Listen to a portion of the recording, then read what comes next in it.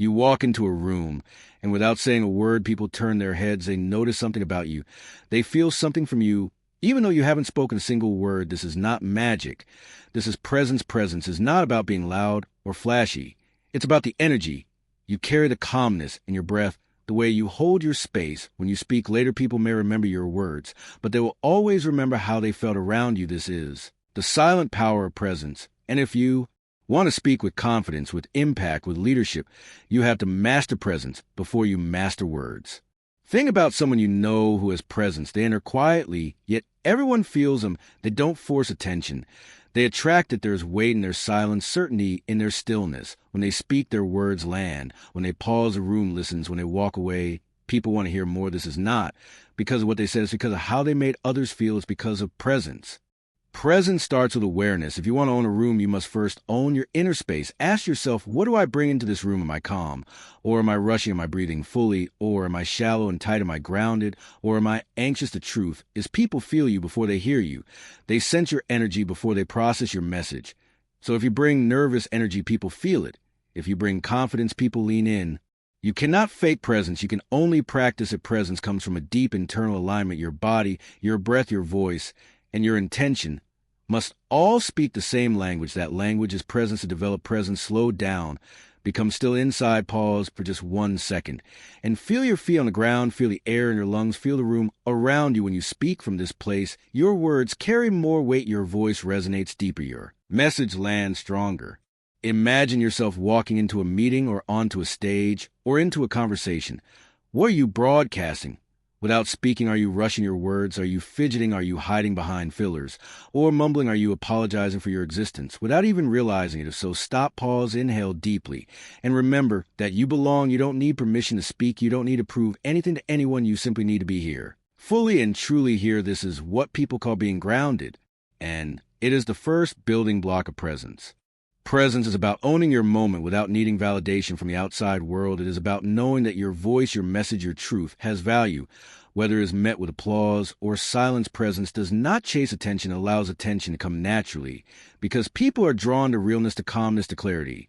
When you are fully present, you do not rush to fill silence. You do not speak just to be heard. You speak because you have something to share, and you are okay with pauses. Because you know silence is not your enemy, it is your ally. If you want to sound confident, if you want to lead others, if you want to make an impact, you must be fully present. Presence is not about memorizing your lines or performing. It is about connection to yourself. And then to others, your audience can feel when you're distracted or disconnected. And they can feel when you are locked and present. And powerful, your voice will follow your state of presence. So the calmer you are, the more clear your voice will be, the more confident your tone will sound, the more powerful your message will become. Train your presence daily. Before you speak in any situation, take a moment to settle into your body. Feel the weight of your feet.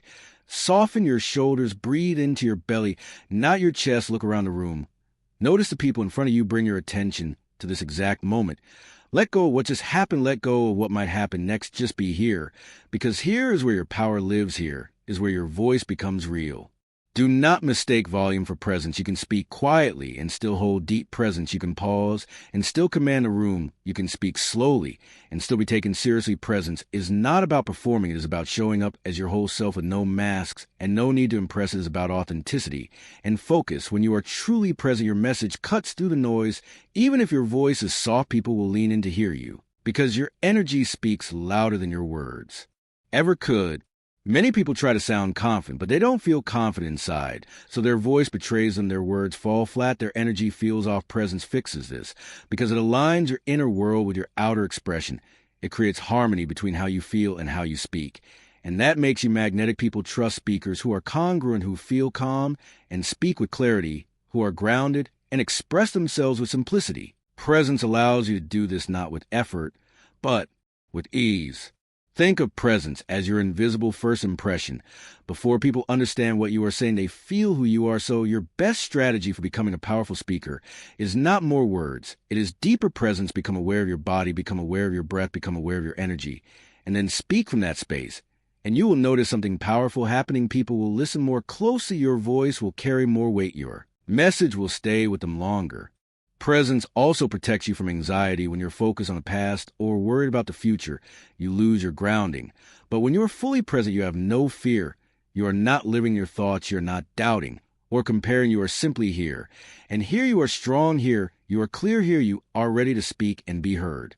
Remember, presence is not a skill you turn on and off, it is a lifestyle.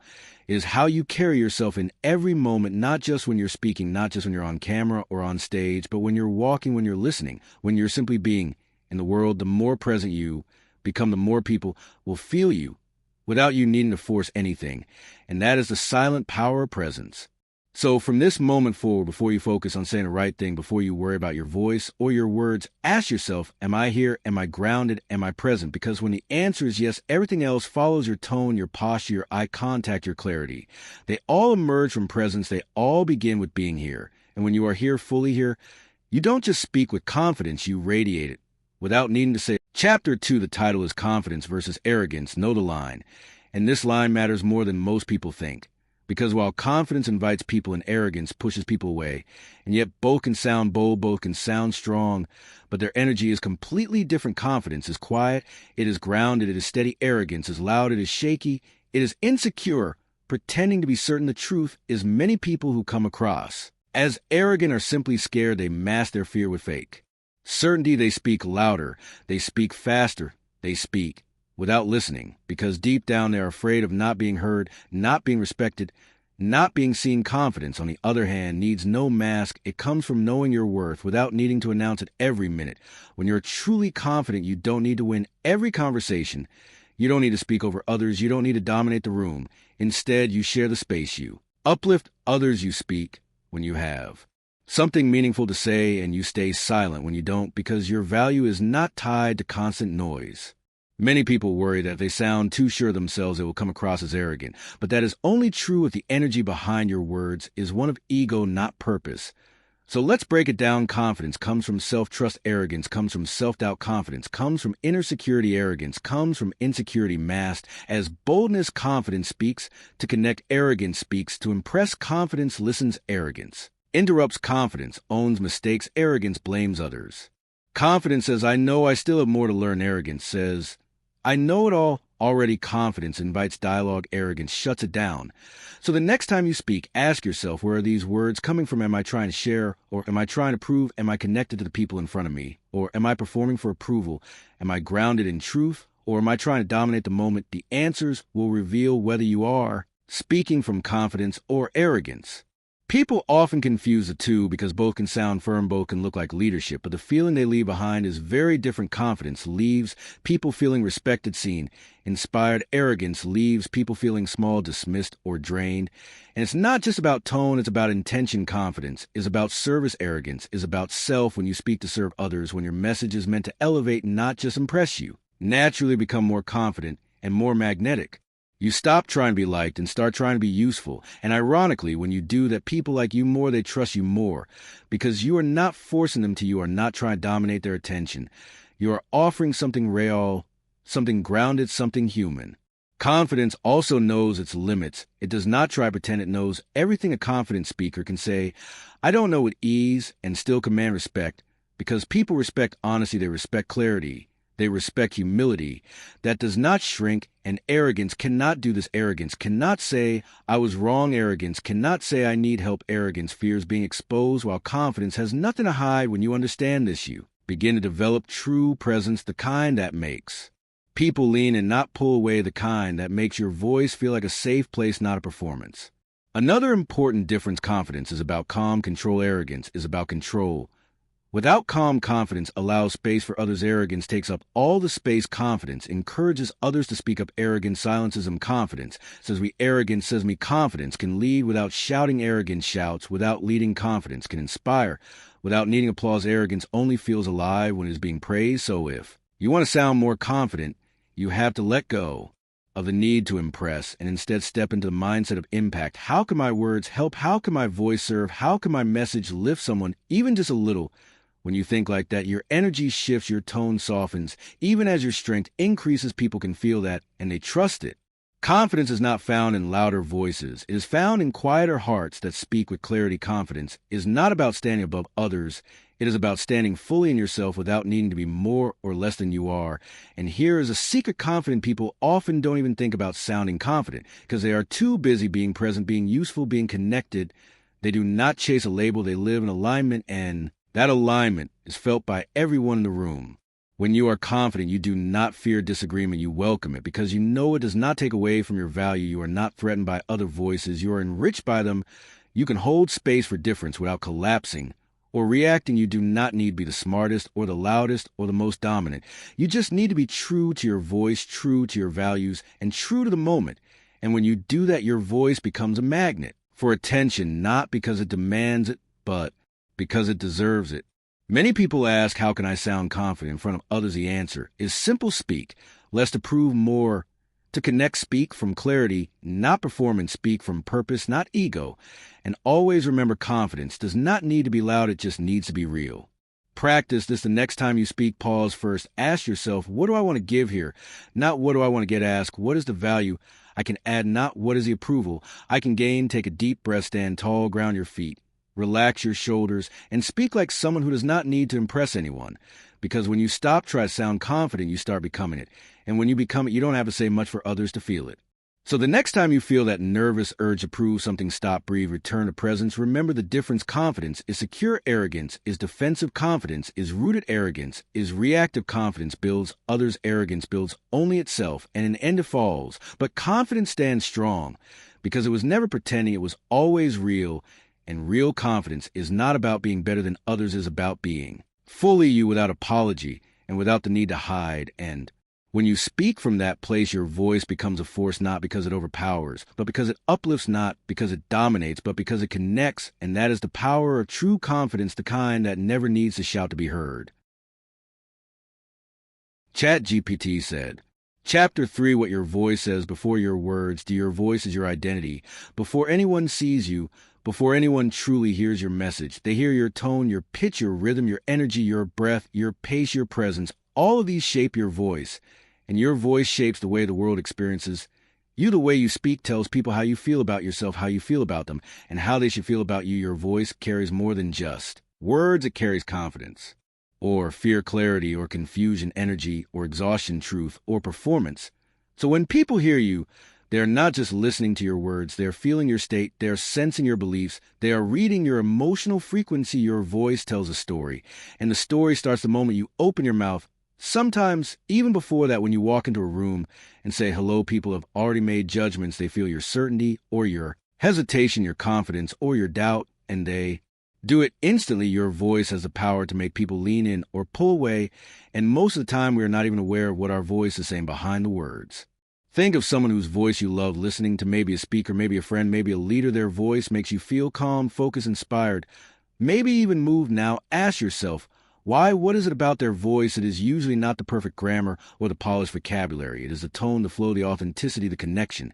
And that connection happens because their voice reflects alignment. Their internal state matches their expression, and that congruence is rare and beautiful, and powerful people trust it when they hear it, and they want to follow it. On the other hand, we've all heard people who speak, and immediately we feel resistance. Maybe their voice feels sharp or rushed or defensive or overly soft or too loud. Maybe they speak too fast or too slow or with no real emotion. And we tune out not because their ideas are bad, but because their voice doesn't land, their energy feels off, their delivery is disconnected. This is why working on your voice is not just about sounding better. It's about becoming more in tune with yourself. It's about removing the noise inside so your outside expression becomes clear. Your voice starts in your breath. Breath is the fuel of your sound, and shallow breathing creates shallow speaking. When you breathe from your chest, your voice is often tense, high, and weak. When you breathe from your diaphragm, your voice becomes round, grounded, and powerful. It gains weight and presence. So the first step to improving your voice is improving your breath. Practice breathing deeply, slowly, fully. Before you speak, take a full breath in through your nose. Let your belly rise. Exhale slowly through your mouth. Let tension go, and then speak from that place. This kind of speaking feels different. It sounds different, and people notice. Next is your tone. Tone is not what you say, but how you say it. And it reveals more than you think. Tone carries intention. It communicates trust, respect, confidence, curiosity, or it can carry sarcasm, fear, defensiveness, and hesitation. If your words say, I believe in this, but your tone says, I'm not sure your audience will believe, your tone always wins. So become aware of your emotional state before you speak. If you're frustrated, your tone will carry it. If you're afraid, your tone will whisper it. If you are centered, your tone will reflect it. Tone is truth made audible. Another key piece is pitch, the highness or lowness of your voice. People often speak with a rising pitch at the end of statements, which makes them sound like they're asking a question even when they're not. This sounds uncertain. And people feel instead practice speaking neutral or slightly downward pitch, especially at the end of your statements. This makes your message land with finality. It gives your words weight, and it makes you sound confident and clear.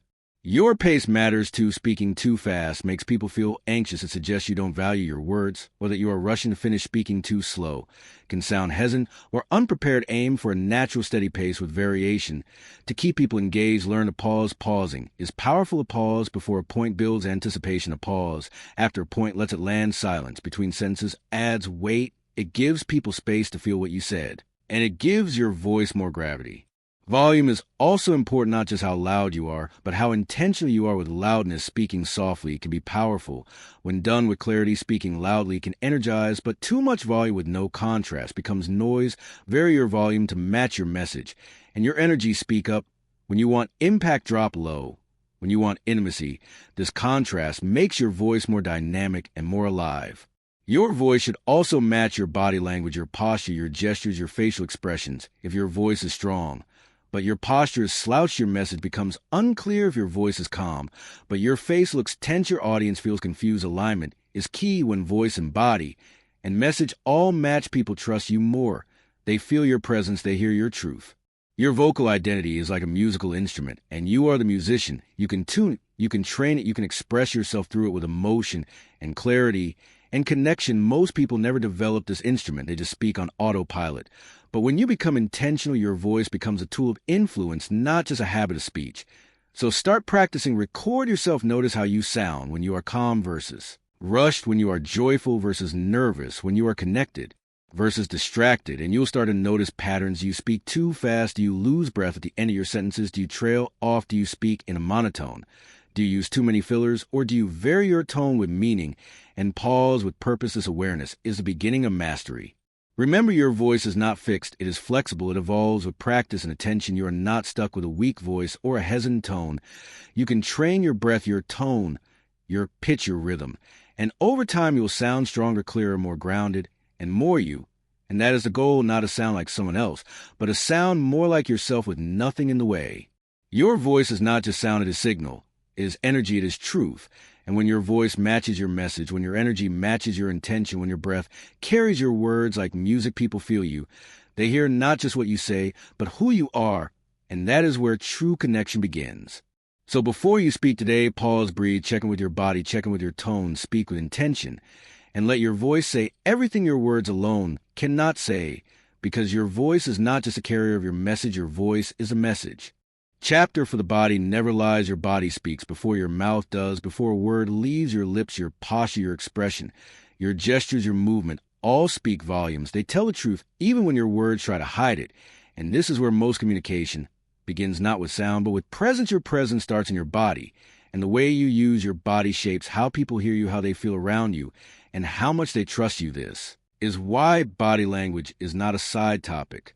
It is a foundation of powerful speaking. You cannot fake it. You cannot hide it. And you cannot ignore. The body always tells the truth, even when the words don't.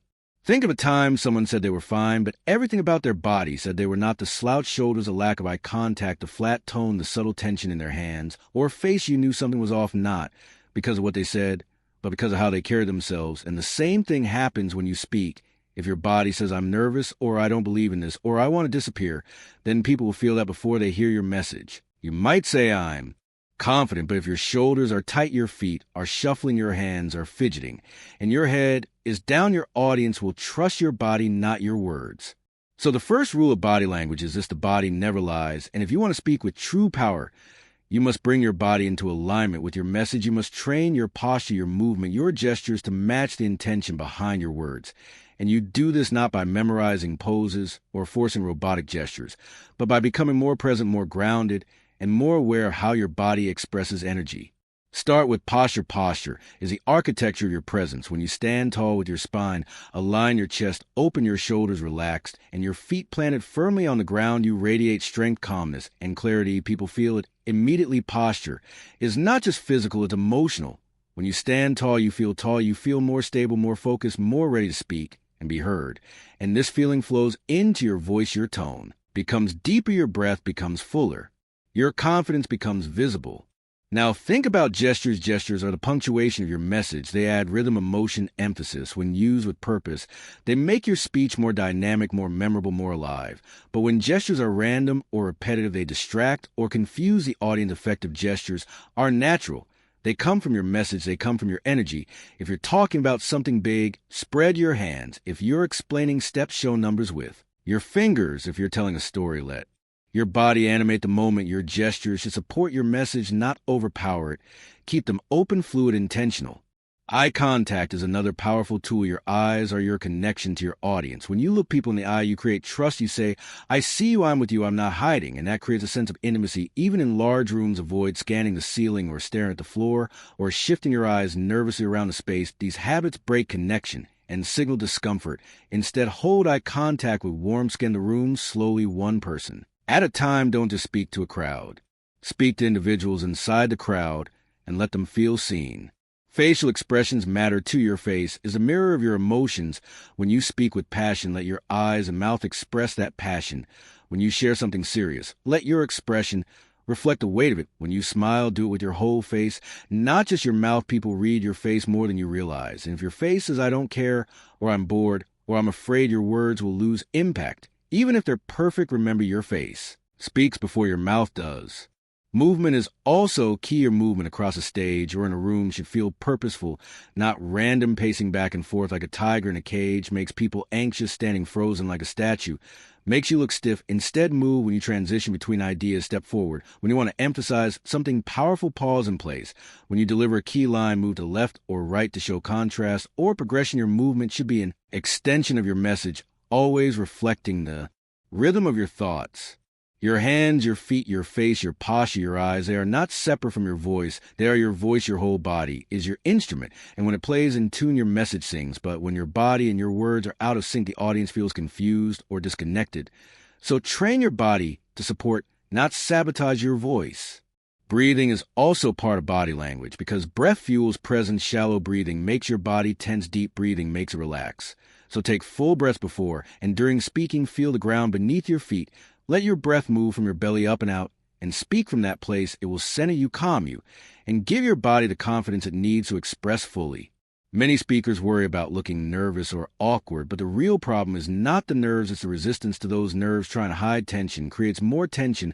Allow it to move through the body. Creates freedom. Let yourself feel the adrenaline. Don't fight it, channel it. Use it. Let it add energy to your gestures. Let it give power to your voice. And focus to your presence. Your body knows how to express truth if you trust it.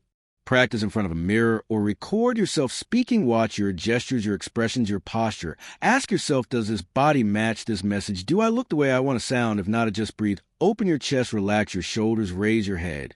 And try again. The goal is not perfection. It is alignment between message and movement, between thought and action, between mind and body. When your body is aligned with your voice, you feel powerful. Because you're powerful, people trust you. Because you trust yourself, you don't need to shout. You don't need to overperform. Your body speaks for you. And it says, I'm here, I believe in this, I believe in myself. And that belief is contagious. Your body is not a barrier to your voice. It is your amplifier. It is your delivery system. It is your presence made visible. And when you master that presence, your communication changes forever. You become not just someone who talks, but someone who moves people not just with words, but with everything you are. And that is where real influence begins, in the unspoken language of the body that never lies. And why silence is louder than sound. The secret to great speaking is not just in the words you choose, but in the space between the pause, the stillness, the breath, the moment, where nothing is said, and yet everything is felt. The best speakers in the world all use this tool. They do not rush, they do not ramble. They do not fill every second with noise. They know the value of silence. They know that a pause is not empty. It is full of tension, full of meaning, full of power, and when used correctly, a pause becomes a message all on its own. A pause is not hesitation, it is intention. It is not forgetfulness, it is focus. It is not weakness. It is control. A pause gives your audience time to absorb what you just said, and it gives you time to gather what you want to say next. It is a moment of shared stillness, a breath that brings both speaker and listener into presence, and presence is the heart of great communication. Without presence, your words are just sounds. With presence, your words become truth. Many people fear the pause. They rush through their message. They fill every gap with because they are afraid of silence. They think silence is awkward. They think silence means they are unprepared. But the opposite is true. Silence means you are confident enough to hold space. Silence means you do not need to impress with speed. Silence means you are present enough to wait, and presence is powerful. A pause does many things. It builds anticipation. It signals importance. It lets your message land. It gives your words weight. And it lets your audience feel your message, not just hear. Imagine you're telling a story and you say, and in the room when completely silent, pause. Just for a second. In that pause, the audience feels that they experience the silence with you. They lean and they listen closer. They feel the impact. Now, imagine you skip that pause and the line just rolls into the next moment. It loses its magic. It becomes just another sentence. The pause is the punch. It is the impact. It is the underline that makes the line stand out. You can also use a pause before a point to create tension. If you say, I'm about to tell you something that will change the way you speak forever, and then you pause, everyone leans and they wait. They feel suspense. That pause becomes a spotlight.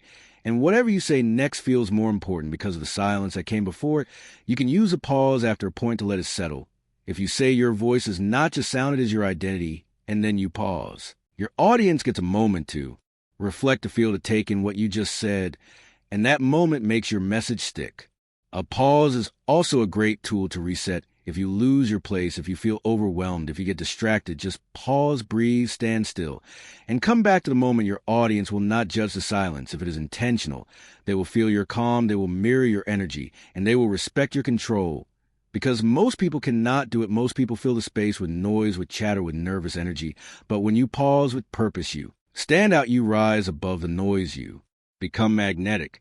Pauses also show respect. They show you are not just speaking to speak. You are speaking to connect. You are giving your audience time to think, to feel, to catch up. And in doing so, you make them part of conversation. You include them in your rhythm, in your message, in your presence. And that is what makes communication powerful. It is not just a delivery of words. It is the sharing of meaning. So how do you practice the pause? First, slow down, speak a little slower than feels comfortable. This gives you room to pause. Second, breathe between sentences. Take a full breath. It grounds you. It fuels your voice. It creates space. Third, mark your script or notes with small dashes or dots. We want to pause. Think of them like commas and periods in your speech. They tell your voice where to rest forth. Listen to great speakers. Pay attention to when and how they pause you. Will notice they often pause before important points, after emotional lines, or right before a story twist. They know that timing is everything, and silence is a powerful rhythm tool. You can also practice reading a passage out loud and inserting pauses at key moments. Even if it feels awkward at first, over time, you will start to feel the rhythm of your own voice. The way music has rests, your speaking should have rests, and those rests make the music beautiful. Remember, a pause does not have to be long. Even half a second of silence can shift the energy of a room. The key is that it must be intentional. It must be grounded in presence. You cannot pause and fidget. You cannot pause and look away. You must pause and be still. Pause and make eye contact. Pause and breathe. And that stillness becomes power. That silence becomes sound. That nothing becomes everything. Some people think if they pause, they will lose the audience. But the truth is you lose the audience. When you never pause, when you rush, when you flood them with too many words and too little space, they tune out, they get tired, they stop feeling your message. But when you pause, you give them space to stay with you, to stay engaged, to process and reflect. And that reflection creates retention. It makes your message last longer in their hearts and minds. So next time you speak, do not just plan your words, plan your silences, plan where you will pause, plan where you will let your message breathe. And when you feel the fear of silence, rise up, breathe into it, trust that your pause is not weakness. It is wisdom. Your pause is not a mistake. It is mastery. Your pause is not the absence of speaking. It is the presence of power. Great speakers know how to pause because great speakers know how to listen not just to others, but to the space, to the moment, to the energy of the room. And when you pause, you give yourself space to listen to. You hear yourself more clearly, you connect more deeply, and you speak more truthfully. So pause like a master, speak with presence. Let your silence be golden. And watch how the world leans in to hear not just what you say, but who you are. Chapter 6, How to Remove Filler Words Forever and Sound Instantly More Confident. Filler words are the invisible noise in your speech, the umps, the uhs, the likes, the you knows, the kind OFS, and so ons that slip into your senses and clutter your message. They are not evil, but they are unnecessary. And when used too often, they make you sound unsure, scattered, distracted, or unprepared. Removing them is not about sounding robotic. It is about sounding clear, focused, and confident. And the good news is anyone can learn to remove filler words. It just takes awareness, practice, and patience. First, you have to understand why you use filler words. They are not random. They are habits, and habits are responses to triggers you say when your brain needs a second to catch up. You say, like when you are searching for the right word, you say, when you are unsure if the other person understands or agrees. Filler words are ways your brain buys time. They're like verbal placeholders or crutches when you feel uncertain or afraid of silence. So the first step to removing filler words is not to attack the words themselves, but to change your relationship with silence. The second step is to increase your awareness. Most people do not even realize how often they use filler words. They are invisible to the speaker, but obvious to the listener. So you need to bring them into the light. Record yourself speaking on a topic for 1 or 2 minutes, play it back, and count every them alike. And so be honest, be objective, write down your most frequent ones. This is not to shame you, but to train you to hear yourself. The moment you become aware of the habit is the moment you can begin to change it. Next is to slow down. Filler words often appear when you are rushing, when your mouth moves faster than your brain. Slow down your speech. Allow yourself to breathe between thoughts. Pause when you need a second. Instead of saying, take a breath. Instead of saying, like, pause for half a second, that pause is your new placeholder. It is cleaner, calmer, and more powerful than any filler word ever could be. The pause says, I am thinking. The filler word says, I am unsure. Choose the pause. Another technique is to script and rehearse. Practice speaking without filler words by writing a paragraph or speech and delivering it slowly, intentionally, with pauses. Record yourself, play it back. Repeat this, often like training a muscle. Over time, you'll develop fluency and confidence, and the need for filler words will disappear. Also, practice speaking in front of a mirror or with a friend who can give gentle feedback every time a filler word slips out. Pause, reflect, try again, build awareness in real time. You can also try the finger tap method. Every time you feel tempted to say a filler word, tap your finger against your leg or table. This gives your brain a physical cue to pause. Instead of speak, filler words are reflexes. And a physical habit breaker helps rewire the response. You are replacing the old pattern with a new one. Silence, presence, breath. And if a filler word does slip out, do not panic. Do not apologize. Just move on. The goal is progress, not perfection. Even the best speakers use a filler word now and then, but the difference is they do not rely on them. They use them rarely, and they're not afraid of space between thoughts. So give yourself permission to pause. Give yourself permission to think out loud without clutter. Also listen to great speakers. Notice how they pause, how they breathe, how they give space to their message without crowding it with unnecessary sounds. They trust their words, they trust their thoughts, and most importantly, they trust their silence. When you trust your silence, your listeners trust your message. Now, here's a fun exercise. Pick a topic, any topic, and speak for 1 minute. Without using a single filler word, speak slowly. Clearly use pauses to buy time, not ums. Olikes do this daily. Record it. Notice improvement. After a week, increase to 2 minutes. Then 3, your confidence will grow. Your voice will sound cleaner. And people will start to notice. They will feel the difference, even if they do not know what changed, because clarity is powerful and silence is golden. Removing filler words also sharpens your thinking. It forces you to slow down, to choose your words, to mean what you say, and say what you mean. You become more intentional, more mindful. And that mindfulness carries into every conversation, every meeting, every presentation. You become someone people listen to because you speak with purpose, not just noise. Remember, removing filler words is not just about sounding better. It is about becoming more present, more confident, more connected to your message and to your audience. It is about replacing clutter with clarity, uncertainty with intention, nervousness with calm. It is about letting your ideas shine without the static of distraction. You do not need to speak faster or louder to be heard. You need to speak cleaner. You need to speak with pauses. You need to let your thoughts breathe. And that begins by letting go of filler words, replacing them with presence, awareness, and practice. So the next time you feel that I'm rising in your throat, stop, breathe, pause, hold the space, and then speak. Let silence do the work that filler words used to do. And watch your communication transform, watch your confidence rise, and watch your audience lean in to hear every word, because what you say matters. And when you remove the noise, your message becomes music.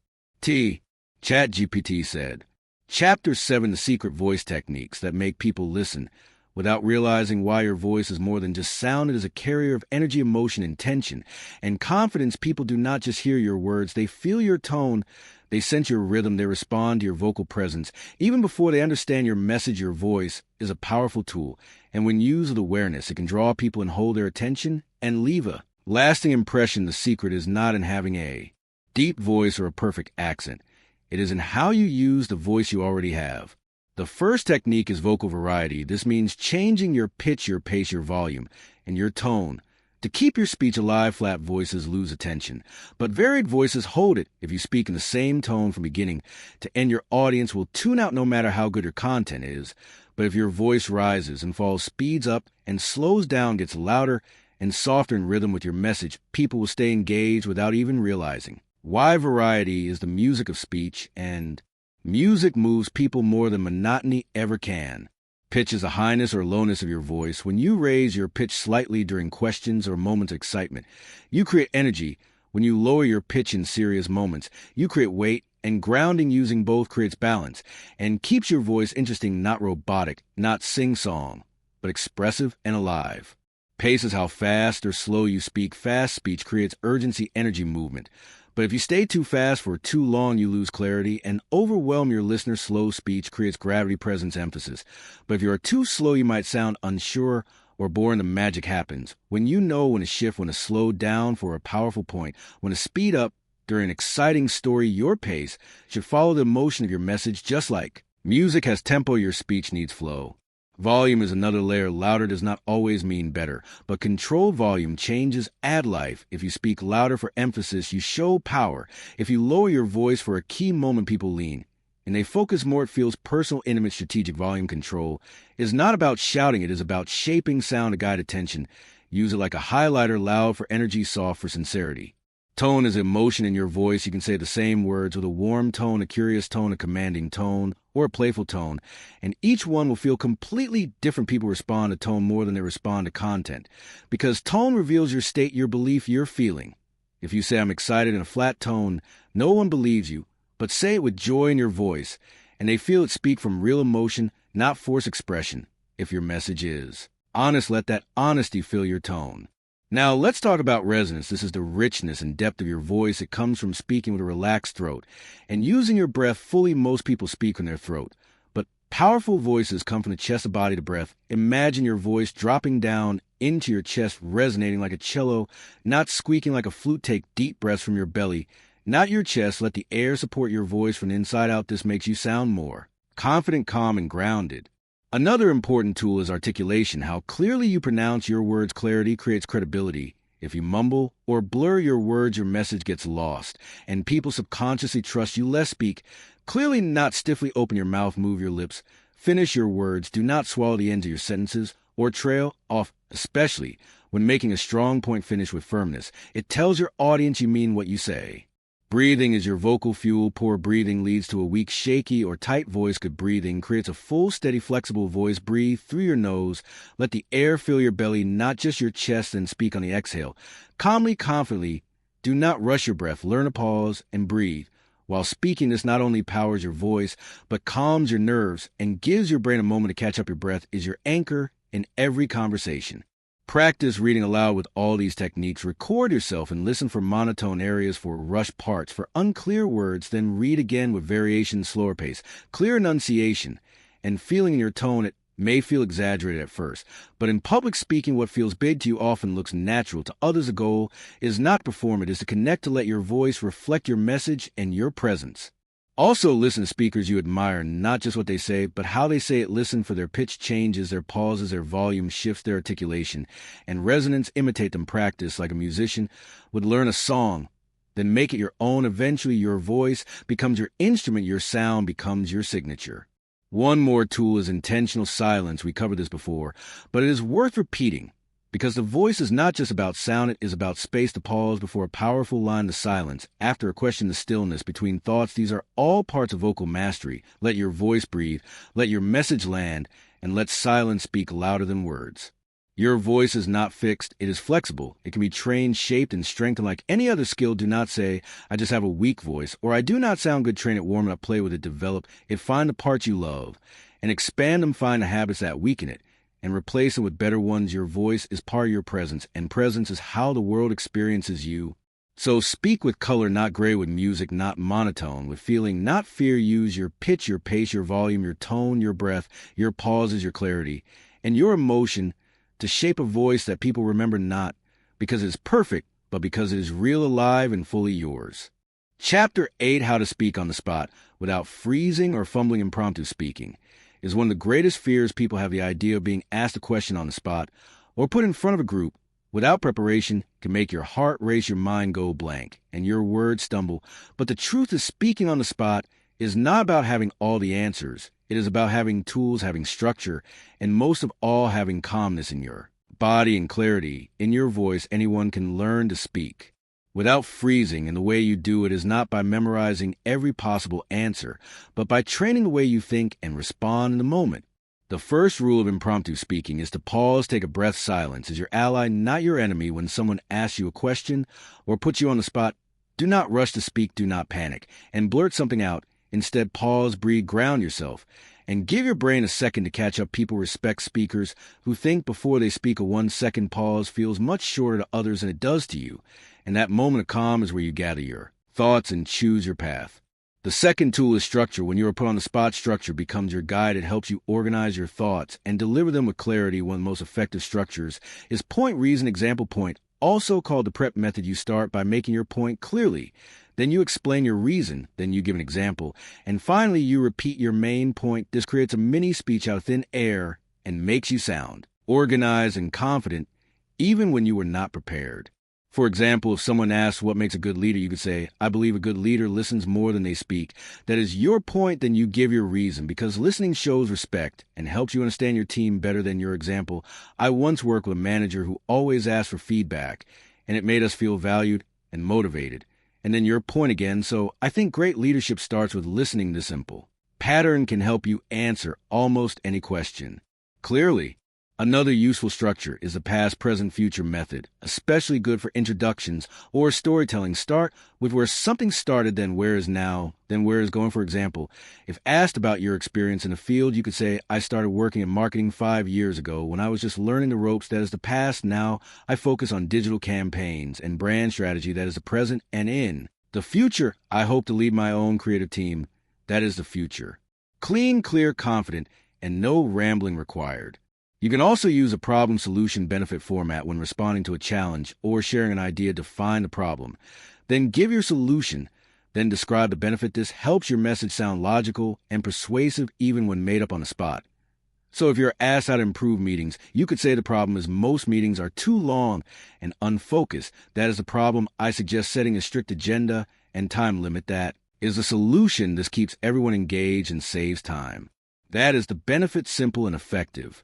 Now, let's talk about mindset. The biggest block to speaking on the spot is not lack of knowledge. It is fear of judgment, fear of saying the wrong thing, fear of looking foolish. But here's the truth. People are not expecting you to be perfect. They are not looking for rehearsed answers. They want authenticity, presence, clarity, and honesty. If you do not know the answer, say that clearly and calmly, and offer follow-up or share what you do know. People respect that more than bluffing or babbling. Practice helps too. Improv speaking is like a muscle, and it gets stronger with use. Try joining a group where you can practice impromptu speaking, like a Toastmasters club, or play improv games with friends, or record yourself answering random questions from a list. See how you improve over time. Practice not just speaking, but pausing, organizing, and trusting yourself. Also, prepare flexible phrases that can buy you a few seconds while you gather your thoughts. Things like, that is a great question, or let me think about that, or I have not considered that before. But here is what I do know. These bridge phrases give you time and make you sound composed even if you are thinking on your feet. Use your body to stay grounded. Plant your feet, breathe slowly, speak clearly. Do not fidget or rush. Your posture tells your brain and your audience that you are calm and confident. Even if you feel nervous, inside, the way you carry yourself changes how you think and how you speak. Remember to listen closely. To question, people freeze because they panic before they even fully understand what was asked. Slow down and really listen. Most questions are simpler than they seem once you hear them fully. Sometimes repeating part of the question out loud helps you think and gives you time. For example, if someone asks what inspires you, you can start by saying, what inspires me? That is a great question. Then continue. This gives your brain a moment to work and your audience a moment to connect. The goal of impromptu speaking is not to be perfect. It is to be clear, present, and human mistakes are allowed. Pauses are okay. You can course correct mid-sentence. You can say, actually, let me rephrase that, and people will respect your honesty. What matters is your ability to stay with the moment, to keep speaking with calmness and intention, even when your thoughts are still forming. So when you're called to speak on the spot, do not panic, pause, breathe, pick a structure, any structure you like, and begin speak slowly with clarity. Use stories. If you can, and end with your main point, and most of all, trust yourself. Your thoughts are valid. Your voice is enough. And the more you practice, the more natural it becomes. Soon, speaking on the spot will feel like just another conversation, not a challenge, not a test, but an opportunity to connect. Chapter 9, How to Become Instantly Likable and Build Trust. In the first 30 seconds, the moment you speak, people start forming impressions of you, your tone, your face, your body language, your words. They all send signals to the listener. Before you finish your first sentence, their brain is already deciding whether to trust you, whether to like you, whether to listen or tune out. And this snap judgment is not random, it is wired into human psychology. We are constantly scanning for warmth and competence. And when you show both, people are drawn to you. They relax, they open up, they listen. The secret to being instantly likable is to signal warmth quickly. And clearly, warmth means friendliness, openness, approachability, and safety. It is not about being overly bubbly or fake. It is about being fully present, genuinely interested, and opening your energy.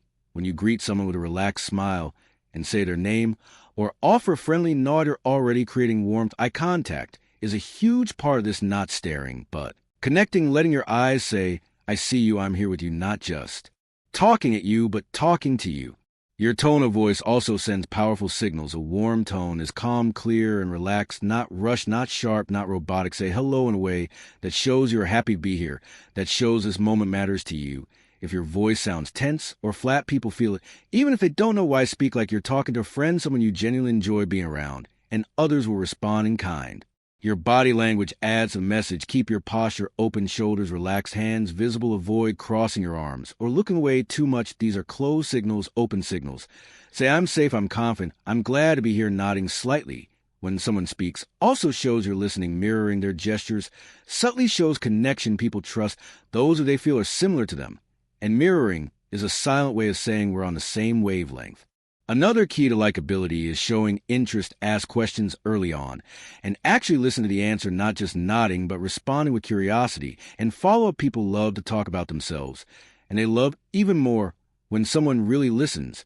If you show that you care about what someone says, they'll remember you as thoughtful and kind, and that's likable not because of charm, but because of care. Next comes competence. While warmth draws people in, competence earns their respect. It says, I can trust this person to handle things. They know what they're doing. Competence is shown through clarity, confidence, and calmness when you speak. Without filler words, when you explain things, simply when you respond with structure, people see you as capable. You don't need to show off your knowledge or speak in big words. In fact, that often backfires. True competence is quiet, focused, and grounded. A confident speaker does not rush. They pause, they breathe, they use silence. They don't over-explain or justify everything they say. They speak with intention. And that calm confidence tells the listener this person knows their stuff. And I'm safe with them. Combine that with warmth, and you become not just respected, but not just heard, but remembered.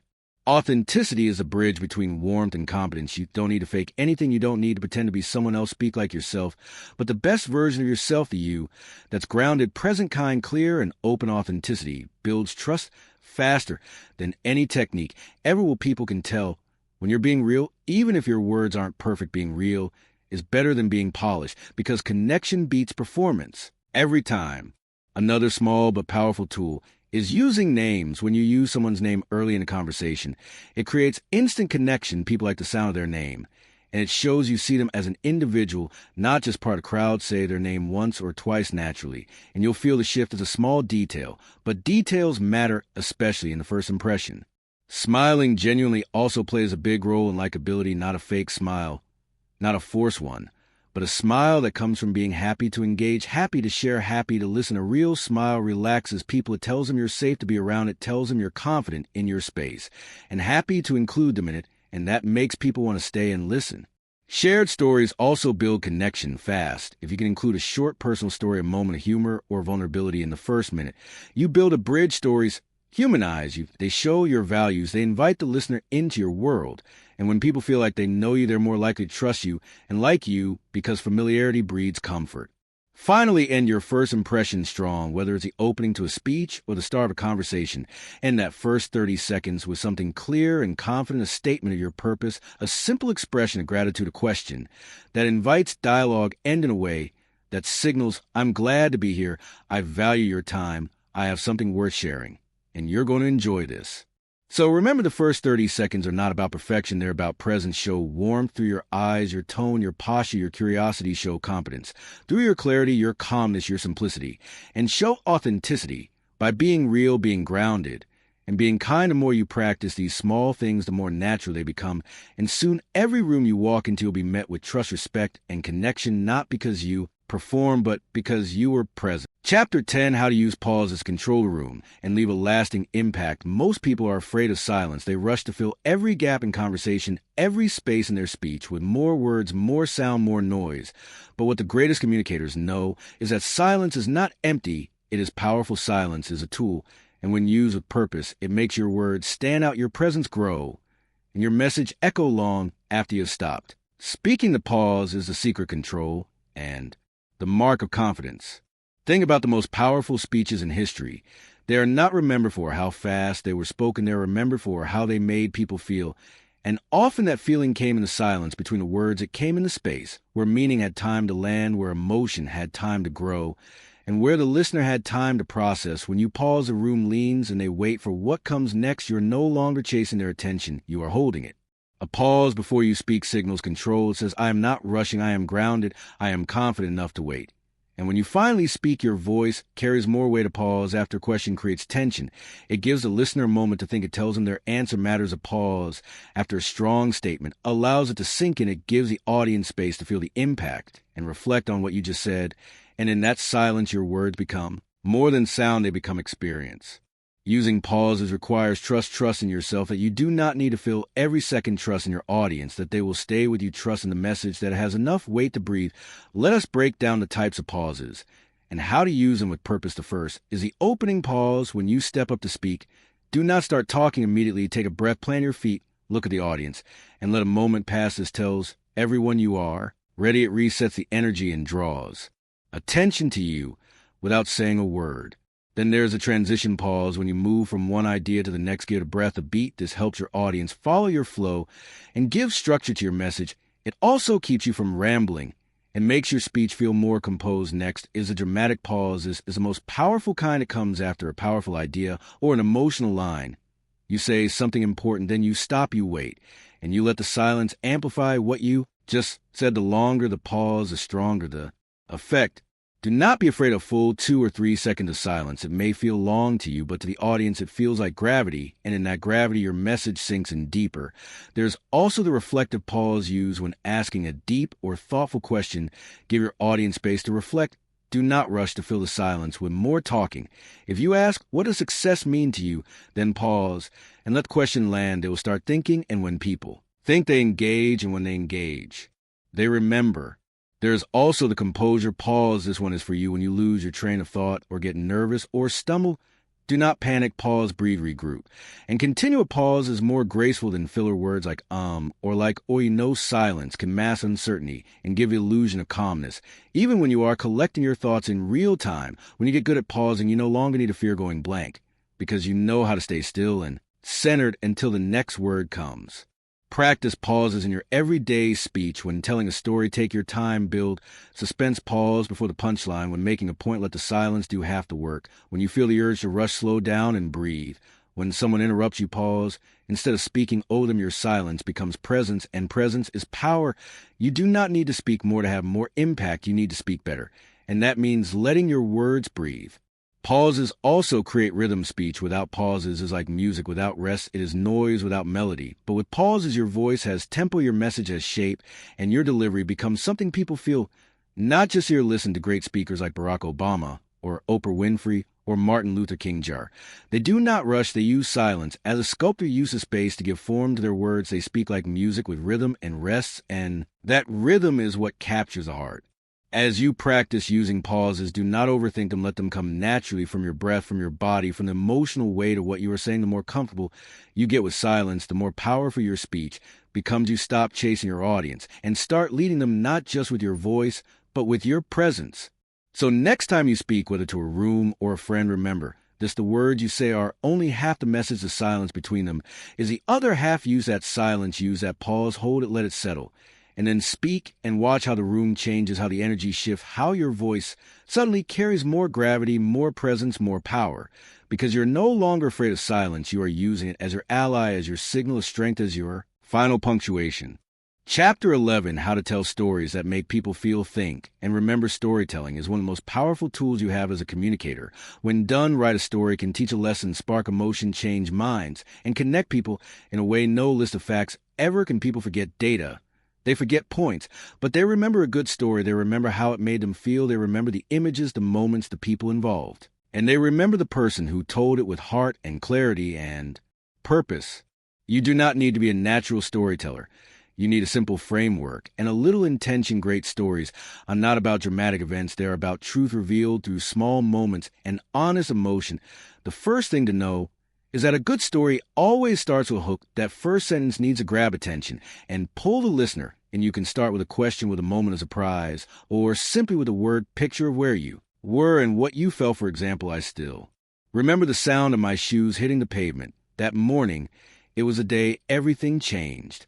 After the hook, you move to the setup. This is where you explain the context, the who, the where, the when. This part should be brief, but vivid. It sets the stage for what's about to happen once you establish the scene, bringing the conflict. This is the heart of every story. Something must go wrong, or change, or challenge the character. There needs to be tension. Without conflict, there is no reason to care. This doesn't mean every story must be about tragedy. It just needs a moment of uncertainty, a challenge, or risk, a turning point. After the conflict comes a resolution. What happened? How did it? And what did you do? What did you learn? How did the moment shape you or someone else? This is where you land the emotional punch or deliver the insight. Then comes the takeaway. A great story has a message, and it doesn't have to be told directly. Often it's better when it's felt, not forced, but you can still close a reflection or a simple lesson. I learned that day that courage sometimes looks like asking for help, or from that moment on, I knew that honesty was worth the discomfort. Structure is important, but emotion is everything. Your goal is not to perform a perfect story. Your goal is to make people feel.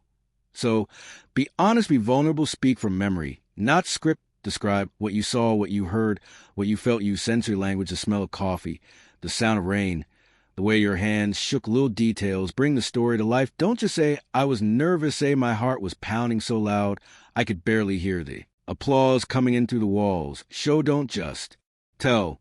Timing matters too. Keep your stories tight and purposeful. Trim unnecessary detail and get to the heart fast. A story doesn't need to be long to be deep. In fact, short stories often land harder because they stay focused. One strong scene is better than a full timeline. And always tailor your story to the audience. Make sure the message fits the moment and that the tone matches the energy of the room. What works for a friend over coffee might not work in a boardroom or on a stage. The way you tell a story matters as much as the story itself. Use your voice to paint the emotion. Slow down in moment of tension. Pause after important lines. Speed up when excitement builds. Vary your volume and tone to match the scene. And above all, be present with your listener. Don't just recite. Relive, look them in the eye, feel the story again as you share it, and they will feel it with you. Stories can serve many purposes. They can inspire, they can teach, they can entertain, they can persuade, they can warn, they can explain complex ideas through human moments. When you want someone to understand what you care about, tell a story. When you want someone to remember your point, tell a story.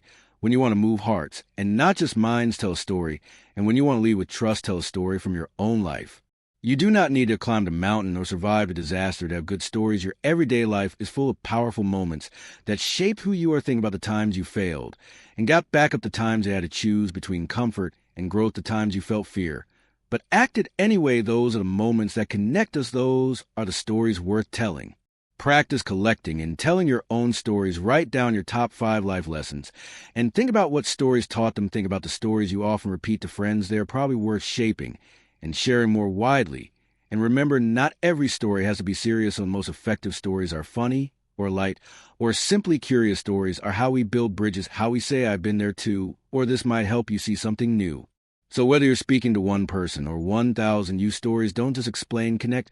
Don't just inform, move. Don't just speak. Be remember, the best communicators are not just speakers, they are storytellers. And you can become one too with practice, with presence, and with a heart willing to share what's Chapter 12, How to Handle Difficult Conversations with Calm Clarity and Confidence. Difficult conversations are a part of life. We cannot avoid them. We cannot hide from them. We can only get better at having them.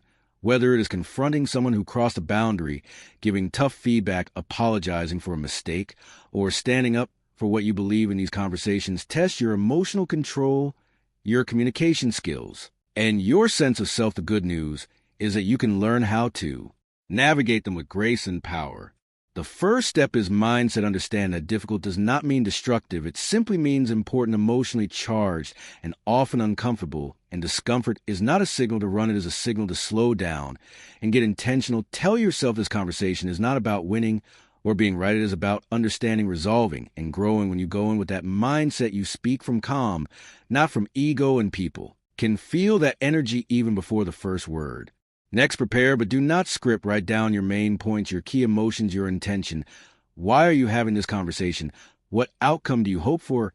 And what do you want to avoid? Preparation grounds you. It helps you stay on message if emotions start to rise. But scripting your words too tightly can make you sound robotic or rehearsed. So instead, aim for clarity of purpose and a few anchor phrases that help you return to calm. Start the conversation with presence, breathe, speak slowly, set a respectful tone. You can say something like, "This is not easy for me to bring up, but I think it matters, or I care about this relationship, and that is why I want to talk about something that's been bothering me." When you start with honesty and vulnerability, instead of blame, you lower the defenses of the other person and open the door to real dialogue. Use I statements instead of you statements. Say, "I felt dismissed when the idea was interrupted. Not you always cut me off." Say, "I need more clarity on your expectations." Not you never communicate. Well, this keeps the focus on your experience rather than accusing or attacking, which usually leads to defensiveness and conflict instead of connection. Be ready to listen, not just a reply, but to understand, ask questions, stay curious. Not every reaction is about you. Sometimes people are carrying pain or fear or pressure you don't see when you listen with your whole body, your eyes, your heart, your attention. People feel safe. Even if the topic is hard, let silence work. Let emotions rise without trying to fix them immediately. Sometimes what people need is not your solution, but your presence. If things get heated, stay grounded, slow your speech, breathe low into your belly, speak softer, not louder, lower your tone. It creates calm in a storm. And if you need a moment, take it. You can say, "Let me pause for a second to think." Or, "This is hard for me too. I need a breath." You're allowed to be human, allowed to take care of yourself in a moment, as long as you stay respectful and honest. When you deliver feedback, be specific and kind. Describe behavior, not identity. Instead of saying you're lazy, say, "I noticed the report was late again, and I want to understand what's happening." Avoid words like always, and never to exaggerate, and trigger defensiveness. Talk about impact, not just action. Say, "When this happened, I felt disappointed," because it affects our work, not just what you did was wrong. And if you are receiving difficult feedback, listen without defending first. Just breathe and take it. Even if you disagree, thank the person for being honest. Ask questions for clarity. Then reflect before you react. Remember, feedback is information, not an attack. You can use it to grow, or you can use it to connect, or both. Apologize with humility, not just "I'm sorry, but I understand how my action hurt you, and I will do better." A real apology does not justify or explain right away. It holds space for the other person's experience and commits to change, even if your intention was not to harm. If the impact was real, acknowledge it. Impact matters more than intent in difficult conversations. Set boundaries clearly without guilt. Say no when you need to. Say, "I can't continue this." If we keep yelling, say, "I'm not okay with this tone. Let's talk." When we're both calm, boundaries protect the conversation. And protect your peace. They're not about pushing people away. They are about making safe space for honest, respectful dialogue. End the conversation with clarity and kindness. Summarize what was said. Agree on what comes next. Thank the person. If it was vulnerable, say, "I appreciate you hearing me," or "I'm glad we talked." Even if it was hard, it takes courage to have these conversations, and it takes grace to end them with care. You will not always get it right. Sometimes you will speak too fast. Sometimes your emotions will get the best of you. That is okay. What matters is the intention to learn to stay honest, to stay respectful, and keep showing up for the hard parts of human connection. Difficult conversations are not the problem. They are the path to deeper trust, better boundaries, and real growth. Chapter 13, How to Ask Questions that Open Hearts Spark Minds and Build Trust. The ability to ask the right question at the right time is one of the most underrated communication skills. We often focus so much on what to say that we forget the power of asking instead of telling. When you ask a good question, you shift the energy of a conversation. You invite the other person, and you show that you are curious, that you value their voice, and that you are not just here to speak, but to understand, and that is a rare and powerful thing. Asking good questions starts with a mindset of humility and curiosity. You're not trying to trap anyone or prove a point. You're trying to learn to connect, to open a door. When you approach a conversation with the intention to discover something new, your questions naturally become more thoughtful, more meaningful, more open-ended. And that is where real dialogue begins. There are many types of questions, and each one has a different purpose. Open questions begin with words like what, how, why, and they invite people to share more. Tell me about your experience with this. How did that feel? What made you decide? That these kinds of questions encourage people to go deeper. They create space for emotion, for memory, for values to emerge. Closed questions often start with is, are, do, did, and usually lead to short answers, yes or no. While they can be useful for clarity, they do not invite stories or emotion. For example, instead of asking, are you happy with your job? Ask, what do you enjoy most about your work? Or what challenges are you facing? These invite reflection, and they open the door to richer conversation. Then there are reflective questions which repeat or paraphrase what the person just said to show understanding and prompt them to go further. You said you feel stuck. Can you tell me more about that? Or it sounds like you are feeling overwhelmed. Is that right? These questions build empathy and show that you are truly listening. They also help the speaker feel seen and safe to keep sharing. Probing questions are used to dig deeper into a topic. When someone gives a vague answer, you can ask, what makes you say that? Or can you give me an example? Or how did you come to that conclusion? This shows that you are not just skimming the surface. You care about what is underneath, and that care builds connection. Hypothetical questions help people imagine new perspectives or future possibilities. What would you do if you had no fear? How would things change if this challenge disappeared? Where do you see yourself in 5 years? These questions expand thinking and can inspire insight or motivation. They help people step outside the moment and see themselves or the issue from a different angle. There are also clarifying questions used to make sure you understand correctly. Do you mean that you felt ignored? Or are you saying this happened after the meeting? This kind of question helps prevent misunderstanding and shows that you are listening not to respond, but to get it right. And that builds trust, especially in emotional or complex conversations. Timing matters. A good question asked at the wrong moment can feel intrusive or awkward, but the same question asked when the other person is ready can open a flood of insight and connection. So learn to read the room, read the tone, read the emotion, and let your question follow the moment, not interrupt at a pause before asking. It can be powerful. It gives you time to sense what is needed and gives the other person space to breathe. Tone also matters. The same words can sound curious or accusatory, depending on how you say them. Be soft when the moment is, tend to be firm when clarity is needed. Speak with warmth, not interrogation. Questions should feel like an invitation, not an examination, and people can feel the difference even before they answer. In personal relationships, asking good questions shows love. When you ask your friend how they are really doing, and you mean that they feel seen. When you ask your partner what matters most to them this week, you show care. When you ask your child what made them smile, today you help them build awareness and trust in professional settings. Good questions show leadership. A great leader asks, what do you need to succeed? How can I support you? What are we missing? These questions make people feel valued and heard, and that leads to better results and deeper loyalty. Do not rush to fill the silence. After you ask a question, let it breathe. Sometimes the first answer is just a surface. Sometimes the truth comes after a pause. So hold that space, be patient, nod, show that you are still there, and watch how people open up in that silence. Remember this, the quality of your questions often determines the quality of your relationships, your thinking, your leadership, and your learning. If you want better answers, ask better questions. And if you want to be remembered not just for your words, but for your impact, ask the kind of questions that make people feel felt, that make them stop and think, that make them feel seen. And that is a gift they never forget.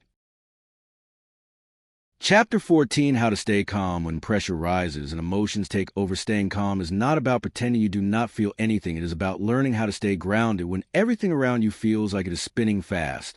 Whether you are in a heated conversation, facing criticism, on a stage dealing with unexpected problems, or managing conflict, your ability to stay calm is what sets you apart. It helps you respond, not react. Think clearly, not impulsively, and stay in control of your energy and impact. Calm is not a gift, it is a skill. And like any skill, it can be learned, practiced, and mastered. First, understand what calm really is. Calm is not passive. It is not weak. Calm is strong. It is the strength to slow your breath when your heart is racing. It is the strength to pause before you speak. It is the strength to choose clarity over chaos and peace over panic. The first key to staying calm is awareness. Notice your body, notice your mind. When pressure starts to build, you might feel your heart race, your breath go shallow, your voice rise, your hands tighten, your thoughts speed up. The moment you notice these signals is the moment you get to take back control. Awareness is power, because you cannot change what you do not see.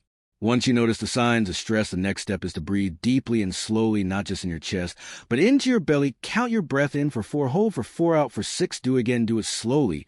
This slows your nervous system, lowers adrenaline, and sends a signal to your brain that you are safe. This one simple tool can change everything in moments of stress. Next, ground yourself physically. Feel your feet on the floor, touch something solid. Focus your eyes on a still object.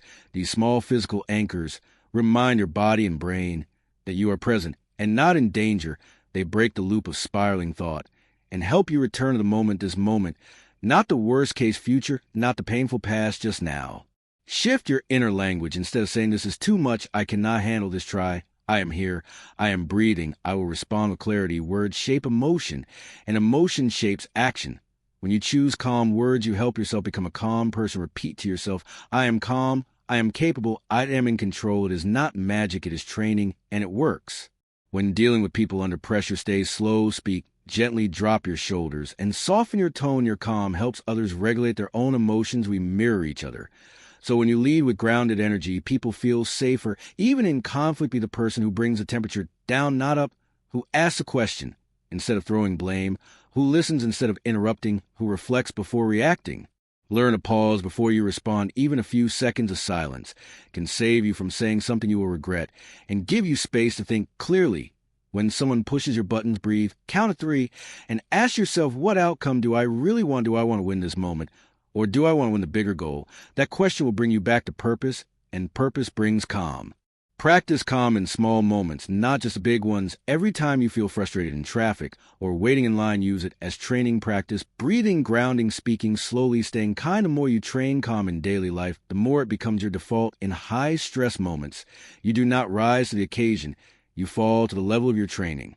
And if you lose your calm, forgive yourself, start again. Every moment is a chance to reset. The goal is not to never get emotional. The goal is to notice it sooner, catch it earlier, and come back faster. Over time, your baseline changes, and people begin to see you as the calm one, the stable one, the leader they can count on when things get hard. Remember, calm does not mean silent. You can be firm and calm, strong and calm, passionate. And calm, you can speak with power. Without shouting, you can express your truth. Without exploding, calm is a container that makes your message more impactful and your presence more magnetic. Your calm is your superpower. It helps you think better, lead better, connect better, and live better. When you master calm, you do not just manage pressure, you transform it. You become the eye of the storm, steady, clear, and center while the world moves around you, and that is a rare and beautiful strength. Chapter 15, How to Listen. So people feel heard, healed, and valued. Most people do not truly listen. They hear the words, they nod, they wait for their turn to speak. But they are not really there. Listening is not the act of staying quiet. It is the act of being present. Listening is a form of love, a kind of respect, a deep kind of empathy. And when you learn how to truly listen, you will find that people open up more, trust more, and connect more deeply with you. The first rule of real listening is this: listen, understand, not to reply. Most people listen with the intention to respond. They're already forming their answer while the other person is still speaking. They miss the emotion, the meaning, the pauses between the words. Instead of doing that, pause your mind, stop preparing your next sentence, and give your full attention to the person speaking. Listening begins with your body. Look the person in the eye, lean slightly, and keep your hand still.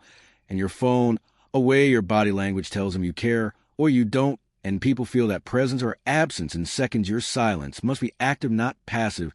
Nod occasionally. Give small signs like "I see" or "I understand" without interrupting the flow of their sharing. Next, listen with your face. Your eyes should show warmth, not judgment. Your expression should say, "I'm here with you," not "I'm analyzing you." Remove the mask of distraction or disinterest and show them you are there with your full self. Because when you give someone your complete attention, you give them dignity, and that is a powerful gift. Good listening also means listening for what is not said, the tone, the hesitation, the pause, the look away. Often these subtle cues carry more truth than the words themselves. Someone might say, "I'm fine," but their voice trembles or their eyes say otherwise. You need to hear with your heart, not just your ears. When do you start to see what matters most? Ask gentle questions to go deeper, but do not interrogate. Say things like, "Tell me more about that," or "How did that make you feel?" or what happened next. This shows you are not just waiting for them to finish, but you are genuinely interested in their world. And when they answer, hold space, let silence work. Do not rush to solve or fix or explain. Sometimes what a person needs most is just to be heard without interruption. Resist the urge to one-up someone or shift the spotlight, for example. If someone tells you they lost someone they love, do not respond with a story of your own loss right away. Let them be the focus, let them express and be witness before you bring your experience. The best listeners know when to hold back their own stories to give a stage fully to the other. Validate their feelings. You don't have to agree, but you can say that sounds really hard. Or I can see why you feel that way. This helps people feel seen, not judged, and often that is all they need to start healing a little. They need someone to say, I hear you. And you are not alone, not someone who rushes to correct or fix them. Good listening is rare because it is hard. It requires patience, humility, empathy, and presence. But it is also powerful. It transforms relationships. It heals conflict. It builds trust. It deepens love and friendship and leadership. And it turns conversations into connection. And connection is what we all crave at our core. When you listen this way, you become someone people trust, someone they turn to, someone they remember. Because in a noisy world full of people shouting their thoughts, the quiet presence of someone who truly listens is unforgettable. It feels like peace, like safety, like home. And we all need that kind of space sometimes. Practice listening everywhere in small and big moments. Listen to the stranger, listen to your partner, listen to your friend, listen without fixing, without judging, without comparing. Just be there, be still, and let your presence speak louder than your words. Do not underestimate the healing power of being heard. It can change lives, and it begins with you. So slow down, look up, open your ears, your heart, your mind, listen like it matters. Because it does listen like they matter, because they do. And when you do that, something beautiful happens. People feel safe, people feel valued. And they open up in ways that they never have before, because someone finally gave them the space to simply be.